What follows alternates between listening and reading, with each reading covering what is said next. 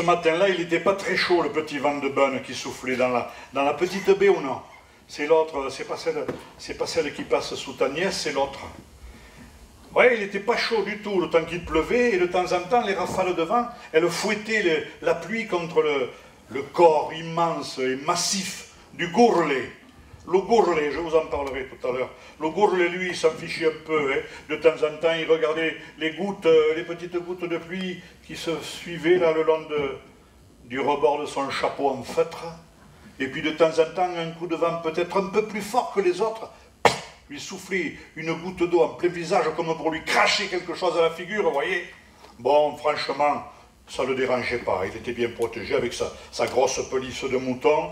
Il marchait le long du mur là, de cette petite vigne. Elle n'y est plus, la petite vigne, dans la route des Bonnes, là-bas en bas, hein, entre le grand chemin qui va dans le grand chemin qui va de Taillac à Sarlat. À l'époque, j'expliquerai tout à l'heure, vous verrez. Et donc il fonctionne là, il marche.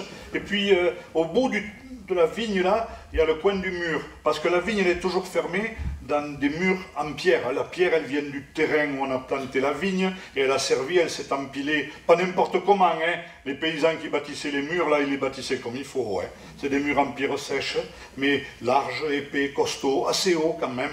Et dans le coin du mur, il y a un abri. C'est très courant, ça, hein, par chez nous, on en trouve encore. Hein. Un abri creusé, bâti dans l'encoignure, là, hein. On y rentre une personne, peut-être deux en se serrant, vous voyez. Mais les vignerons sont tout seuls en général. Enfin, ce qu'on dit, ils sont tout seuls. Ouais. Mais enfin, là, le gourle, lui, il a du mal à y rentrer. Hein, parce qu'il est énorme, il a du mal. Il essaie de se mettre à reculons, comme ça. Et puis, il se retrouve dans le petit abri, là. Alors, vous imaginez ce petit abri de pierre, là, un genre de cocon, avec la bâtisse bien faite, le toit en encorbellement, là, vous savez, les lozes qui sont dessus, il peut pleuvoir un moment, ça ne passera pas à travers, c'est sûr. Hein.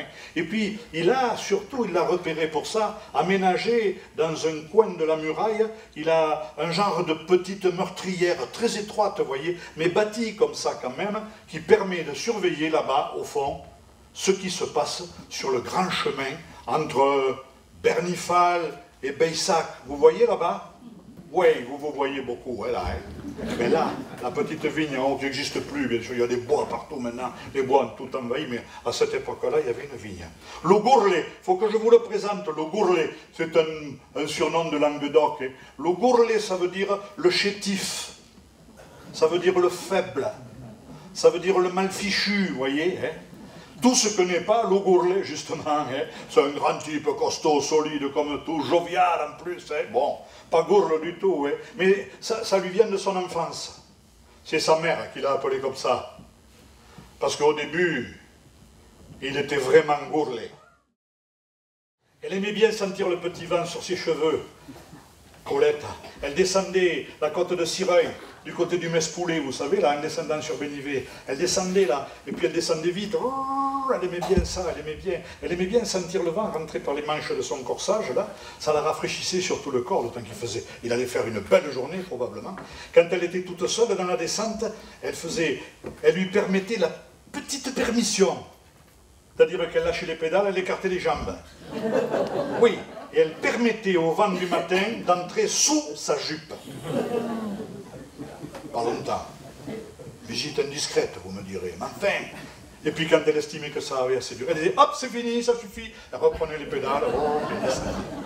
Elle descendait ce matin-là, elle descendait dans la baie, dans la petite bonne, là, par Bénivet, tout ça. Elle allait descendre là. Sur le porte-bagages de son vélo, elle avait un panier. Dans le panier, il y avait des livres, il y avait des journaux, il y avait des revues, en fait, tout ce qu'elle avait pu ramasser. Et elle descendait là-bas, au camp Baolong. Vous l'avez connu, le camp Baolong? Certainement pas. Enfin, je n'en ai pas vu là, dans la salle qui aurait pu le connaître. Le camp Baolong, c'était un camp d'anamites, de travailleurs qu'on appelait anamites à cette époque-là, 1941, début de la guerre, deuxième. Hein. Là, on a fait venir là, dans les bonnes, là, mais il y en avait à Soutaniès aussi, il y avait un camp. Hein. Il y en avait un à la sortie des Aïsy, un sous Agnès, et puis un là-bas à Bénivet, en face du hameau de Thomas, un peu, vous voyez, là, dans la bonne. Alors, elle descendait là parce qu'il y avait des anamites qui travaillaient. Alors, ces anamites-là, on les avait mis à nettoyer les bonnes. L'État français du maréchal Pétain décidait de donner du travail à tout le monde, et donc tous les gens qui travaillaient, tous les gens qui venaient de notre empire colonial. Vous savez, nous avions la République, un empire colonial honteux, mais nous en avions un quand même. Hein?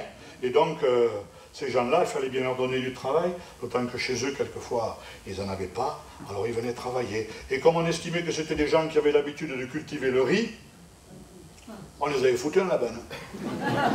D'avoir les pieds dans la bouillasse, bon, on devait se dire, il ne va pas. Alors ils ont nettoyé les ruisseaux, les barassés, enlevé les trucs, rendu la benne à ces cultures traditionnelles, le chanvre en particulier, hein, pas celui qui se fume maintenant, l'autre, hein, et puis d'autres cultures vivrières surtout, hein, et puis après, il y en a eu quand même. Donc. Et donc ils étaient chargés de nettoyer tout ça, de nettoyer les ruisseaux, bon. Dans des conditions de travail déplorables, des conditions de vie déplorables. Ils crevaient de faim, ces gens-là. Ils n'avaient pas assez à manger. Ils essayaient de se débrouiller, à se faire embaucher comme ça, là, par 2 ou 3 dans les fermes des environs, pour des travaux un peu plus difficiles, comme ça, donner un coup de main. Pas besoin d'argent, mais surtout, pouvoir manger. Il y avait des gens qui les recevaient quand même, hein, des gens de la vallée qui les recevaient chez eux, bon, qui les faisaient travailler, et puis qui les payaient en repas. Bon. Alors il y en a qui les faisaient manger dans la grange, ou dans la cour. Hein. Et puis il y en a qui les invitaient à leur table quand même, hein. C'est arrivé aussi, il ne faut pas, voilà, les appeler les anamites. Mais ils ne venaient pas tous d'Anam.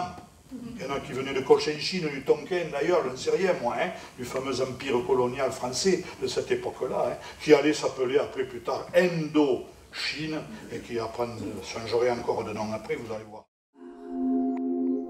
Raconte-moi une histoire.